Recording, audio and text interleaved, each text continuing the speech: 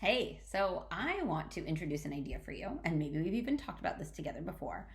And this is an idea called habit stacking. So, habit stacking has to do with taking habits that you already do, like the anchors that we talked about in the last video, and then tacking on small behaviors that can lead you to creating new intentional habits. And so, think about this as planting a seed.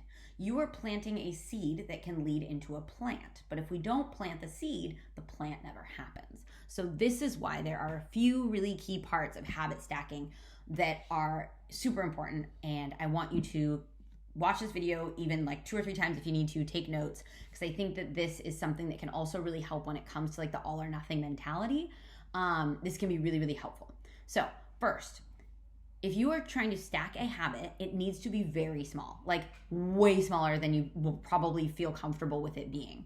And this is because the process of building onto an existing habit is a lot easier than creating a new one from scratch. So, like I said before, I use the analogy of planting a seed. And so think about it this way. If you're not currently going to the gym and you're trying to create the habit of going consistently, it probably feels really big and sometimes a little bit uncomfortable to say, I'm going to go 3 times a week.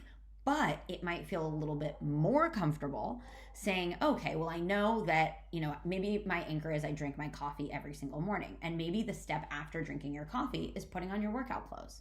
Maybe that's the part that feels comfortable, because once you have your workout clothes on, it makes it slightly easier to go to the gym, but you can't go to the gym if you're not wearing your workout clothes. See where I'm going here? And it should also be something that you can see yourself doing years into the future. And this has to do with the small part.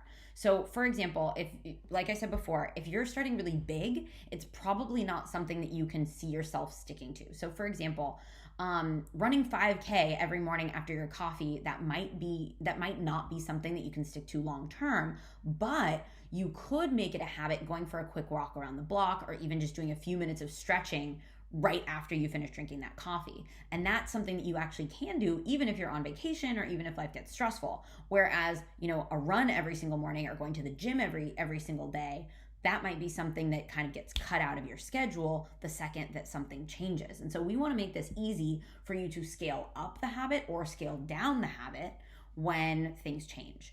And it also needs to be something that doesn't depend on other people to get done. And this is because if it is contingent on someone else doing something, it's a higher probability that you won't do it, and it feels really discouraging. It also makes you feel like you don't have a lot of agency over your life, which kind of sucks. So you want to have control over this habit, not anyone else. As I said, this gives you both power and responsibility and full ownership over the outcome. So here's an example.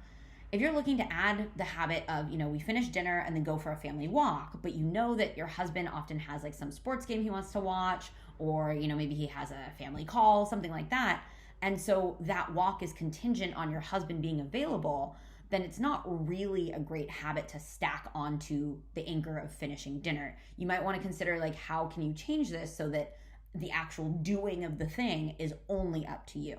And so next time we're going to talk a little bit about roadblocks, but definitely don't forget to check out the journal prompts, because I think these will be really, really helpful for you as you continue to look into these habits and build new routines.